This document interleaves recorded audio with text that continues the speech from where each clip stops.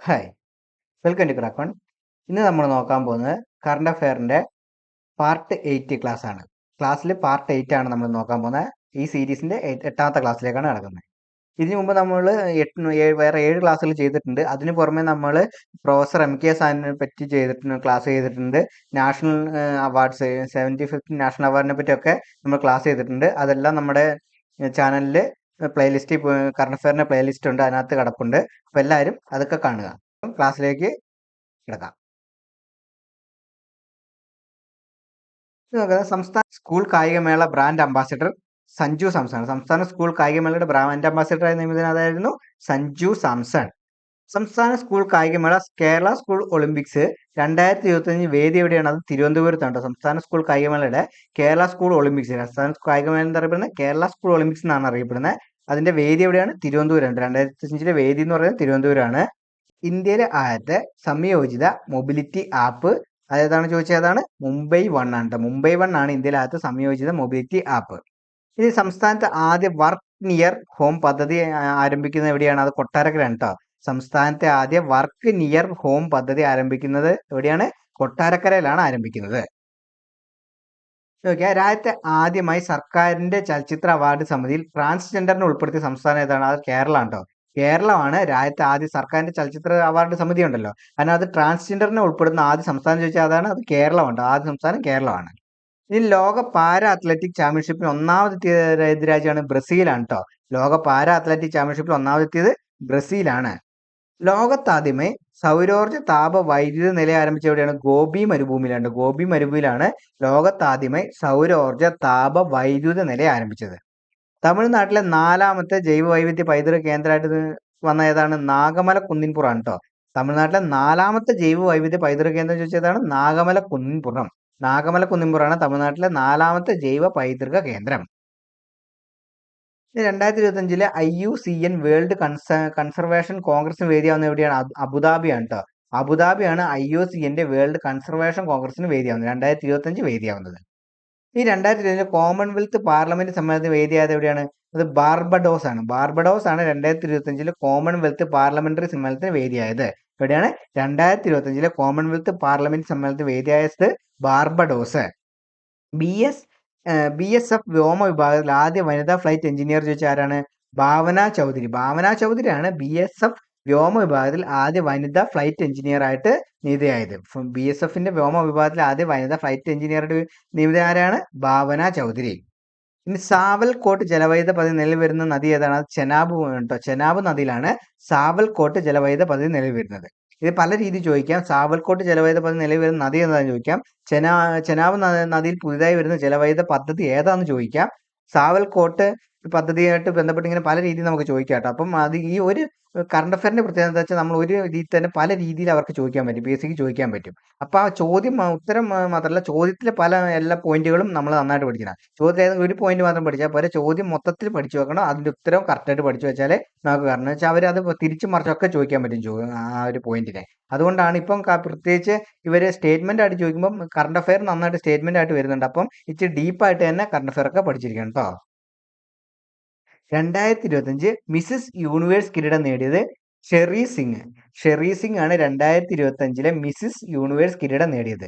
ആരാണ്? ഷെറി സിംഗ്.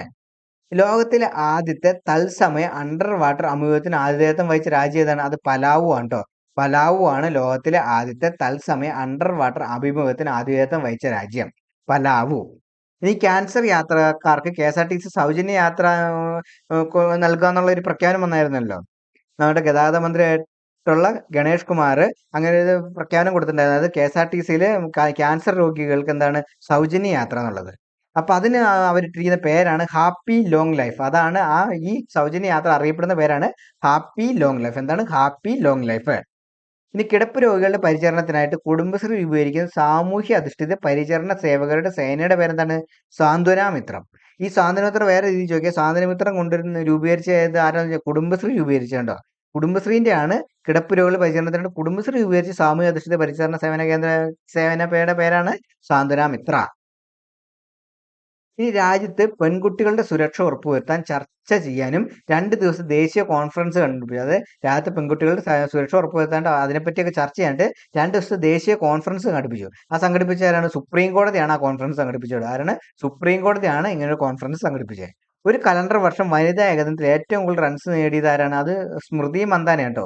ഒരു കലണ്ടർ വർഷത്തിൽ വനിതാ ഏകദിനത്തിൽ ഏറ്റവും കൂടുതൽ റൺസ് നേടിയത് സ്മൃതി മന്ദാന. ഇനി ഹിന്ദി ഭാഷ നിരോധിക്കുന്ന ബിൽ അവതരിപ്പിക്കാൻ ഒരു സംസ്ഥാനം തമിഴ്നാടാണ് കേട്ടോ. നമുക്കറിയാലോ തമിഴ്നാട്ടിലാണ് ഇത് ഈ ഹിന്ദി ഭാഷയോട് ഇച്ചിരി ഒരു ഇതുള്ളത്. കൂടുതലും ഈ ഒരു അടുപ്പം കാണിക്കാതെ ഇച്ചിരി അകൽച്ച കാണിക്കുന്ന ഒരു സംസ്ഥാനമാണല്ലോ. അപ്പൊ അവിടെ ഹിന്ദി മറ്റേ അടിച്ചേൽപ്പിക്കുന്നു എന്ന് പറഞ്ഞ് പ്രതിഷേധമൊക്കെ നടക്കുന്നുണ്ട്. അപ്പൊ ഹിന്ദി ഭാഷ നിരോധിക്കുന്ന ബിൽ അവതരിപ്പിക്കാൻ ഒരുങ്ങുന്ന സംസ്ഥാനം ചോദിച്ചാൽ ഏതാണ്? ആ തമിഴ്നാടാണ്. അത് ചിന്തിച്ചാൽ അത്യാവശ്യം ഓപ്ഷൻ വെച്ച് കൂടുതൽ അറിവ് കിട്ടും. പിന്നെ കൂടുതലും മറ്റേ കർണാടകയും തമിഴ്നാടും ഒക്കെ തെലുങ്കാന എല്ലാം കൂടെ തരുമ്പോഴാണ് നമുക്ക് കൺഫ്യൂഷൻ ആവുന്നത്. എങ്കിലും ഓർത്തോളം അങ്ങനെയൊക്കെ അങ്ങനെ ഒരു ബില്ല് അവതരിപ്പിച്ചിരിക്കുന്നത് തമിഴ്നാട്ടിലാണ്. ഇനി വികസിത് ഭാരത് ബിൽഡത്തോണിന്റെ ബ്രാൻഡ് അംബാസിഡറായി നിയമിതൻ ആരാണ്? ശുഭാംശു ശുക്ലയാണ് കേട്ടോ. വികസിത് ഭാരത് ബിൽഡത്തോണിന്റെ ബ്രാൻഡ് അംബാസിഡറായി നിയമിതൻ ആരാണ്? ശുഭാംശു ശുക്ലയാണ്. ശുഭാംശു ശുക്ലയും വികസിത് ഭാരത് ബിൽഡത്തോണിന്റെ ബ്രാൻഡ് അംബാസിഡറായി നിയമിതനായത്.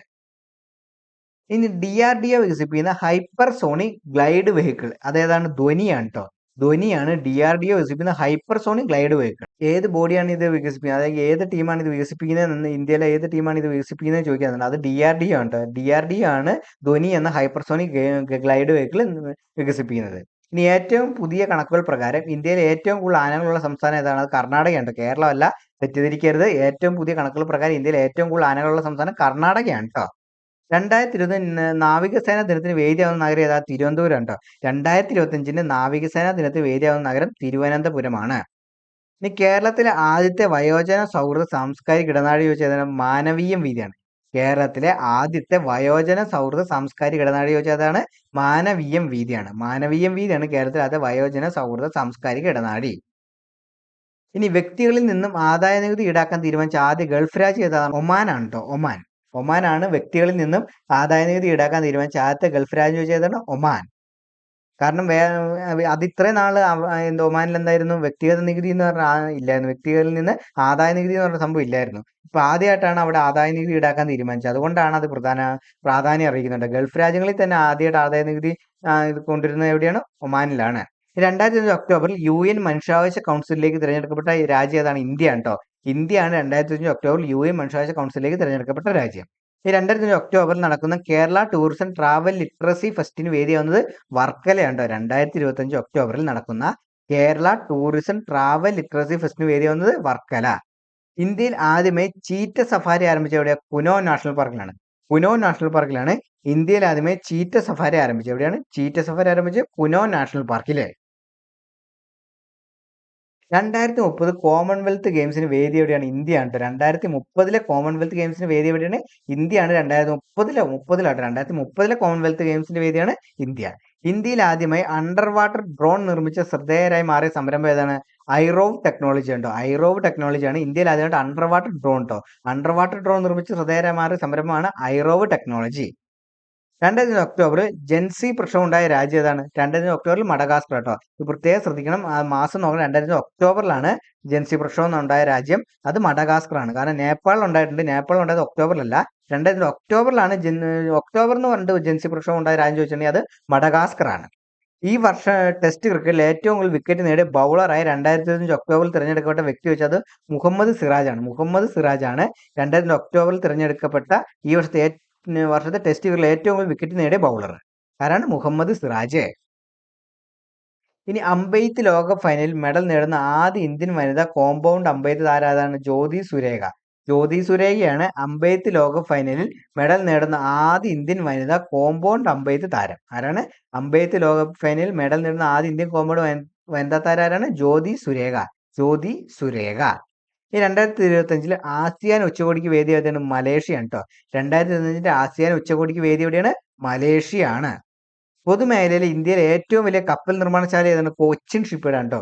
കൊച്ചിൻ ഷിപ്പ്യാർഡ് പൊതുമേഖല കേട്ടോ. പ്രത്യേകം ശ്രദ്ധിക്കുക. പൊതുമേഖലയിൽ ഇന്ത്യയിലെ തന്നെ ഏറ്റവും വലിയ കപ്പൽ നിർമ്മാണശാല ചോദിച്ചതാണ് കൊച്ചിൻ ഷിപ്പ്യാർഡ് ആണ് കേട്ടോ. 2025 ആഗോള പട്ടിക സൂചികയിൽ ഇന്ത്യയുടെ സ്ഥാനത്ത് 102 ആണ് കേട്ടോ. ആഗോള പട്ടിക സൂചികയിൽ 102 ആണ് ഇന്ത്യയുടെ സ്ഥാനം കേട്ടോ. 2025 കണക്കാണത്.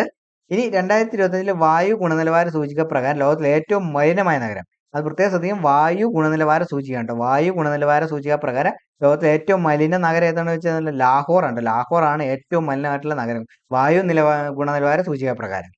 വിദേശത്ത് നിർമ്മിക്കുന്ന എല്ലാ ചലച്ചിത്രങ്ങൾക്കും 100% തിരികെ ചുമത്തിയ രാജ്യം ചോദിച്ചാൽ ഏതാണ്? അത് അമേരിക്ക ഉണ്ടാവും. വിദേശത്ത് നിർമ്മിക്കുന്ന എല്ലാ ചലച്ചിത്രങ്ങൾക്കും 100% തിരികെ ചുമത്തിയ രാജ്യം അങ്ങനെ ചോദിച്ചാൽ അമേരിക്കയാണ്. കാരണം ഇപ്പോൾ ഏറ്റവും കൂടുതൽ തിരിവുകൾ ഇങ്ങനെ ചുമത്തിക്കൊണ്ടിരിക്കുന്ന രാജ്യം അമേരിക്കയാണല്ലോ. മറ്റുള്ള രാജ്യങ്ങളുടെ മേലെ ഒരുപാട് തിരിവുകൾ ചുമത്തിക്കൊണ്ടിരിക്കുകയാണല്ലോ.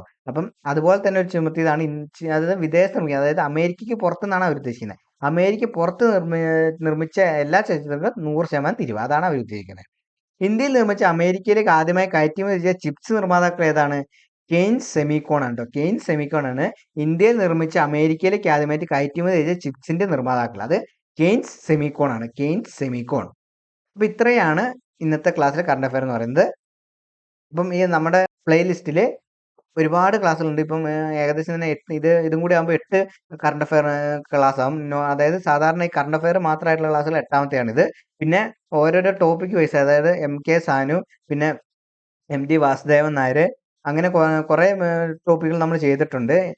നാഷണൽ അവാർഡ്സ് ഒക്കെ ചെയ്തിട്ടുണ്ട്. അപ്പോൾ അതെല്ലാം ഒന്ന് കാണുക, സപ്പോർട്ട് ചെയ്യുക. Thank you.